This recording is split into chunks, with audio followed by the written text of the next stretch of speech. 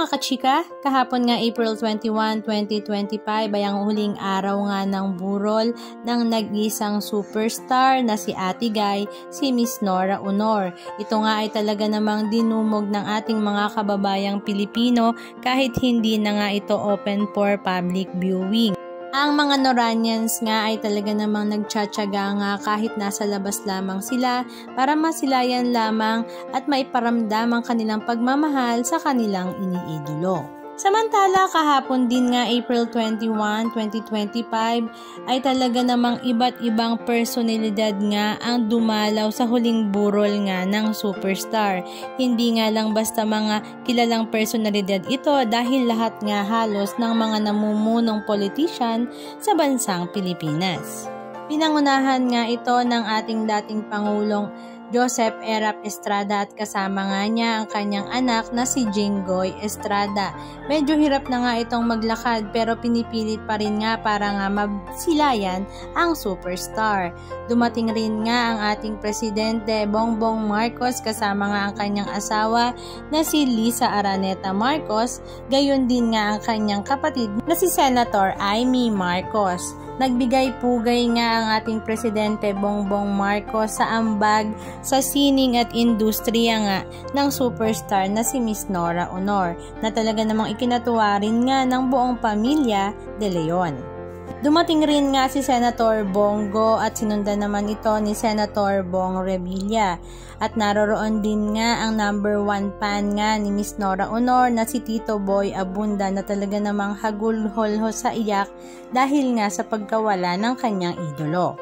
According nga kay Tito Boy, pamilya ko si Ate Guy, maliban sa pagiging masugid na tagahanga, she became family sa buong buhay niya. Sorry, I'm very emotional, pinanganak akong Noranian. Spotted din nga ang mag-asawang Miss Judy Ann Santos at Ryan Agoncillo, Julia Clarete, Barbie Portesa at marami naman sa mga netizens ang natuwa dahil naroroon din nga si Ryan Bang kahit hindi nga niya personally know si Miss Nora Aunor.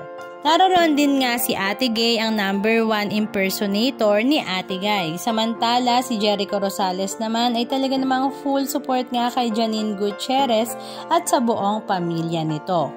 Dumating din nga si Mr. Tirso Cruz III kasama nga ang kanyang asawa na si Lynn Cruz. At tuwang-tuwa naman ang mga netizens sa pagdating rin nga ni John Rendez, ang taong hindi nga tumalikod sa ating superstar.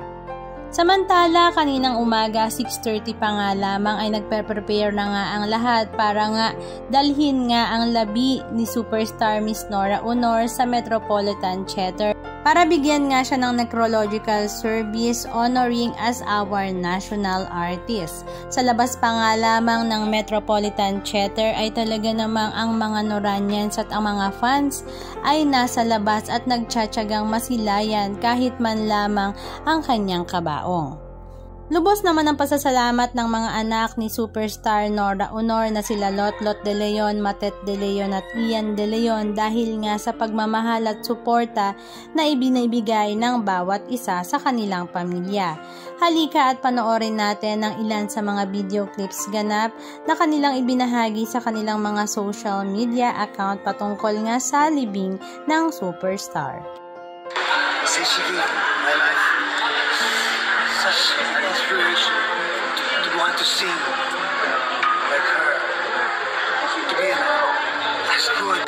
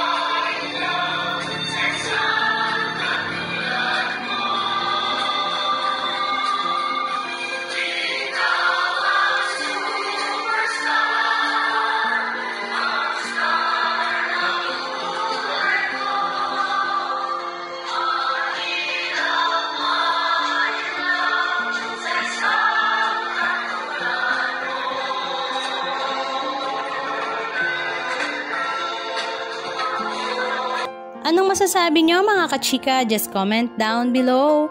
And please don't forget to subscribe. Thank you!